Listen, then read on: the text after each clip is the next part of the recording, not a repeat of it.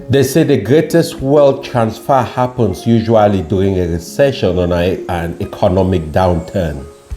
I know in the last many months we've been hearing a lot of information about the economy getting into a recession, people losing their jobs, people losing their livelihood, people losing income and getting into very difficult situations. Hello everyone, thank you for hopping on the channel. Today I'll be discussing a few strategies with which immigrants can make themselves more relevant, be able to take advantage of the present situation of the economic recession, and prepare themselves to build wealth over a period of time. If you are new to the channel, please don't hesitate to subscribe and hit the like button. That is how you show appreciation and encourage me in what I do. Also, please pay attention to the comments down in the comment section. There are some bad people out there who try to take advantage of good people like you. I really implore you and encourage you to use your sense of good judgment, right?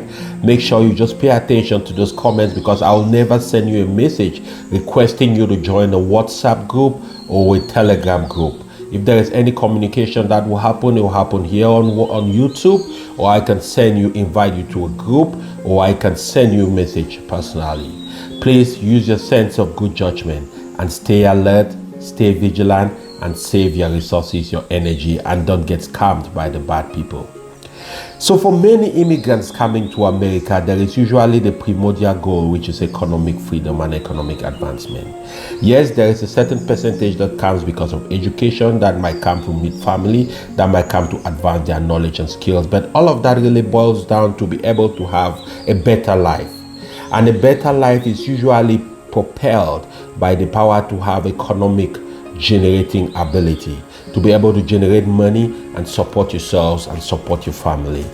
Now, for most immigrants coming into America, they mostly come from different countries where economically it's a little more difficult to generate income, to raise money, to operate businesses, to even have employment where you can get paid. But today you live in a country where the possibilities are enormous, where every day you can get yourself a 6-month certification in information technology and you can make 6 figures, where you can start a business mowing lawns and in the next 10 to 15 years you could transform that into a millionaire business, where you can even start repairing shoes. I know recently I posted a short video where I did an interview on a podcast about how it's important to use the skills you already have innate in you and start developing from there.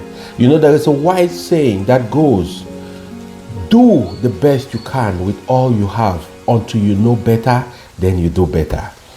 And the reason why I was saying this is because a lot of times, a lot of immigrant people come to America with skills they already have from their countries of origin.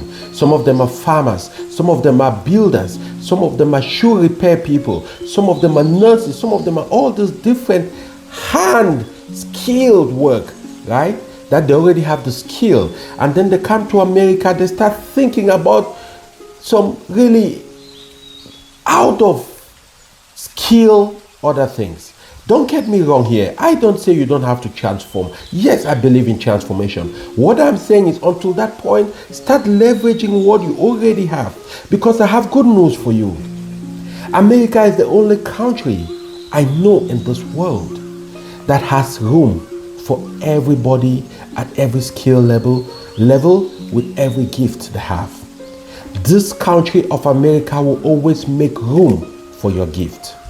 I don't care what that skill is, as long as it is humane, it serves humanity, it is honest, it is good, you can make a living out of that skill, and you can even expand that skill to build wealth for your family. So as an immigrant, when you're coming into America, pay attention to the skill set you already have coming from your country of origin. The other day I was out trying to repair a pair of boots I love very much, because I love boots. And I went to this shoe repair store, and to put a new sole for my boots and polish it up and just reinvigorate the boots, bring it back to life, it cost me $168. And so I got chatting with the guy. I said, boy, this is interesting. This is expensive. I didn't even know that it will cost that much to repair a pair of shoes. He said, yeah, that's what it costs, because there are a lot of people like you who value their shoes. Instead of going to buy a new one, they'll rather repair the one they already have. It might be a unique shoe. It might be something expensive, whatever the reason, but people repair shoes in America. That is the truth. Now I got chatting with him, and he told me he's had that store and he's been running that business for about 15 years. And lo and behold, he also told me that he has 4 other stores that he manages, he owns, and he runs the same business: repairing shoes, repairing leather products, repairing leather jackets, repairing leather bags, velvet shoes. You can bring it, he'll polish it up for you, all that good stuff. So it got me thinking. It got me thinking, because I know many people who come from different parts of the world, from lower economic, from countries which are economically challenged. They have some of these skill sets, but because this skill set is minimized in the countries where they come from, they come to America and they are ashamed to apply themselves, and they maybe don't even know that they can apply themselves and really polish up the skills and multiply the chances of them becoming extremely successful.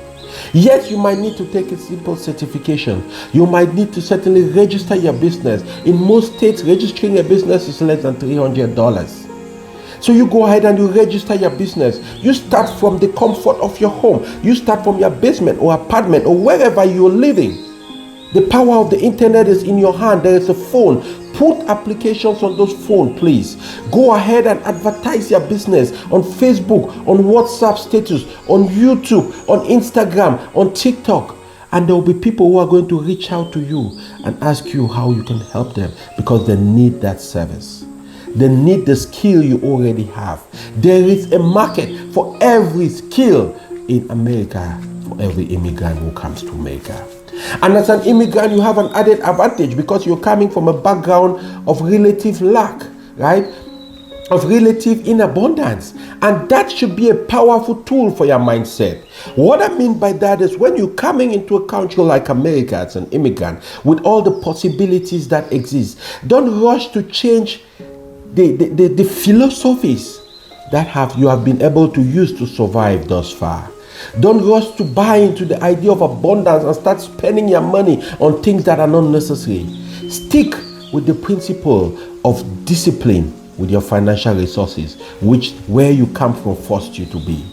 Don't rush to be able to do things just because you see people doing it or the TV and commercials tell you to do. Listen, every day, every average person in America is bombarded by 4,000 pieces of commercials, forcing you to buy something, to spend money on something, to take your hard-earned dollars and give to somebody. You have to think about it before you make a move like that, right?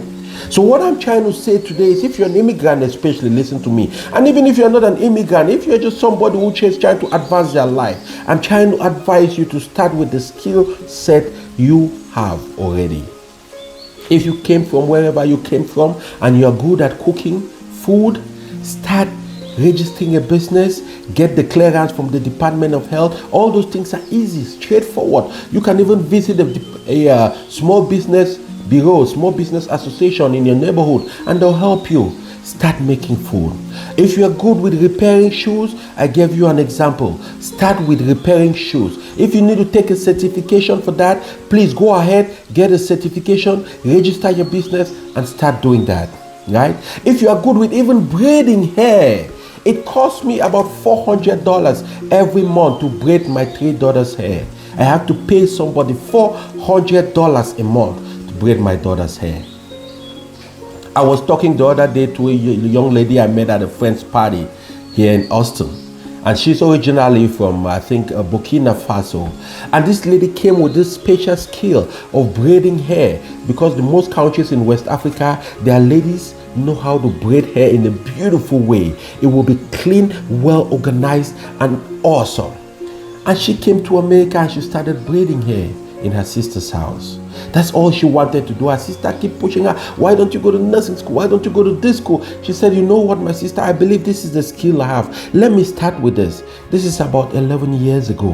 And when I was talking to her, she was explaining to me my story, because she told me that she has one of the biggest hair stores in Austin. In fact, I have visited her hair shop to buy hair for my children to braid their hair, but I didn't know she's the one who owned that store. So when she started talking to me, I became curious, and she was explaining to me how she walked her journey from 10 years ago to where she owns the biggest hair distribution store in Austin, owned by an African lady, from braiding hair. And she still braids hair, but the difference now is she has a salon attached to her store, and she has about 10 ladies she's employed who braid hair for people who want their hair braided.